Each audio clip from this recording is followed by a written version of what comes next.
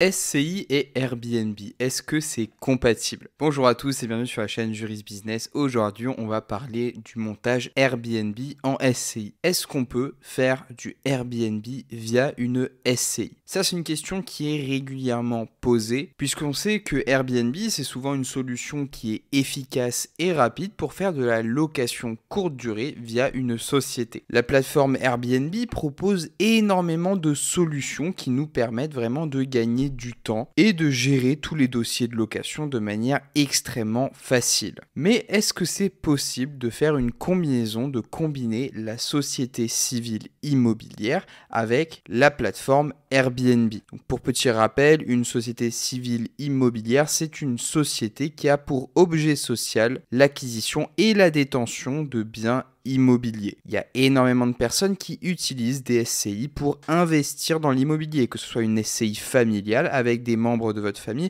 ou alors une SCI de gestion avec des associés que vous venez intégrer directement dans votre société. Quoi qu'il en soit, je vais arrêter le suspense. Est-ce qu'on peut louer des biens via Airbnb avec une SCI? La réponse est oui. Par contre, il y a quelques petits aménagements qu'il va falloir faire. Je vais vous expliquer pourquoi. La SCI, par définition, c'est une société civile immobilière. On est d'accord jusque-là. Par contre, l'article L110-1 du Code de commerce nous dit que la location de biens meublés est une activité commerciale. Donc sur le papier, on comprend qu'il y a une petite opposition entre les deux. Mais cette situation n'est pas bloquante juridiquement, puisqu'on va faire des ajustements qui vont nous permettre justement de contourner ça et d'opter pour une SCI qui va avoir un caractère cette fois commercial. Même si la forme sociale est civile, on va le voir, avoir une activité commerciale. Donc évidemment, ça induit des modifications qui vont être statutaires. Donc ça, on va le développer vraiment plus en amont dans la vidéo.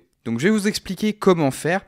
Déjà, la première chose à faire, c'est de prévoir dans les statuts que votre SCI va pouvoir faire du meublé, de la location meublée. Je vous rappelle que pour que le logement soit considéré comme meublé, il doit comporter au minimum certains éléments, notamment de la literie avec des couettes, des volets ou des rideaux, des plaques de cuisson, four ou micro-ondes, réfrigérateur, congélateur, vaisselle, ustensiles de cuisine, table, siège, étagère, luminaire, matériel d'entretien adapté. Bref, ce sont les éléments de base qu'il faut avoir dans un logement meublé.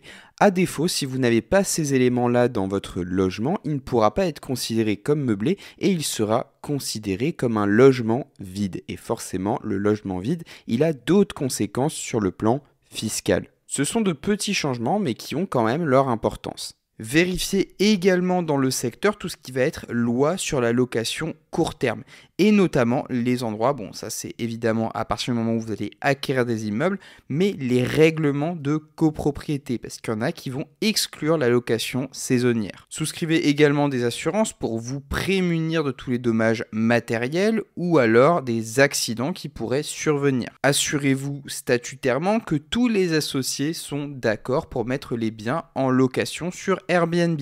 Ça c'est extrêmement important car les mésententes entre associés pourraient être bloquantes. Notez que vos bails Airbnb vont être des locations courte durée, ce qui signifie que les bails ne pourront pas excéder 90 jours. On est sur de la location courte durée et c'est une durée qui n'est pas renouvelable. Donc ça, vraiment, gardez-le bien en tête à partir du moment où vous mettez en tête justement de procéder à ce montage juridique-là. Ensuite, ce qui va vous permettre justement de procéder à une activité commerciale via cette société civile, c'est le changement de fiscalité. Vous allez devoir faire une concession fiscale. De base, la SCI, elle est soumise à l'impôt sur le revenu. On parle de société transparente car directement l'impôt est récupéré sur les associés eux-mêmes. À l'IR, la comptabilité de la SCI est réduite et c'est extrêmement facile de la gérer. Par contre, pour les SCI qui vont louer des biens meublés, forcément, on va devoir passer du côté commercial.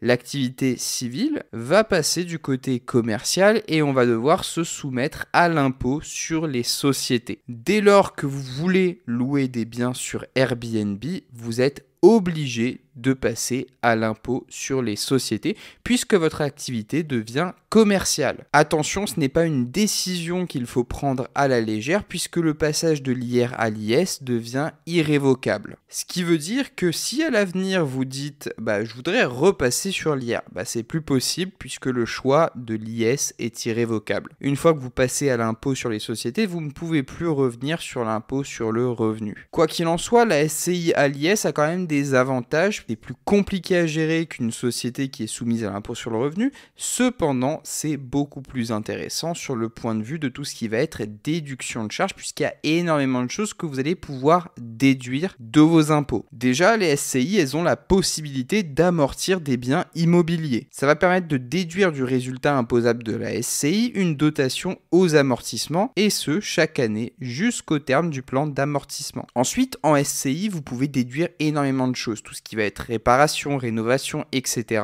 Vous allez pouvoir déduire également des intérêts d'un prêt bancaire, vous allez pouvoir déduire aussi des frais de notaire ou encore des droits d'enregistrement. Tout ça, c'est admis à la déduction et c'est très intéressant. En plus de ça, vous allez également pouvoir déduire la rémunération du gérant. Donc c'est très intéressant puisqu'on va pouvoir déduire énormément de choses qui font faire baisser la charge fiscale de notre SCI. Et cerise sur le gâteau, la taxation ne va se faire que sur les dividendes distribués aux associés. Ça veut dire que si vous générez du revenu, par exemple, si vous générez du bénéfice, tant qu'il n'y a pas de distribution aux associés d'un dividende, il n'y aura pas taxation. En tout cas, évidemment, du côté des associés. Je vais répondre à quelques questions que vous m'avez posées également, notamment celle sur l'impôt sur le revenu. Est-ce que vous pouvez rester sur l'IR même si vous faites du Airbnb? La réponse est également oui. Cependant, il faut que vos revenus que vous générez via vos loyers de Airbnb ne dépassent pas 10% de votre chiffre d'affaires. Donc de votre chiffre d'affaires annuel. Au-delà, vous n'avez pas le choix, il faut passer à l'IS et vous faites sauter l'impôt sur le revenu. Ça, c'est clair, net et précis. On parle de prédominance d'une activité commerciale sur l'activité civile. Ou inversement, évidemment. À partir du moment où vous avez une activité qui va être prédominante et plus accessoire, vous allez devoir vous attacher à un régime fiscal particulier. Est-ce que je peux bénéficier du régime LMNP en SCI? La réponse est oui. En SCI, vous pouvez également bénéficier du régime LMNP qui a un avantage fiscal plutôt intéressant. Pour rappel, on est également sur une activité civile et du coup, ça doit rester marginal. On doit être sur 10% à peu près du montant de ce qu'on va générer avec la SCI. Toujours cette qualification du principal et de l'accessoire. Sur ce, j'espère que cette vidéo vous a plu. Si c'est le cas, n'oubliez pas de vous abonner, de mettre un pouce bleu et moi je vous retrouve sur les prochaines vidéos.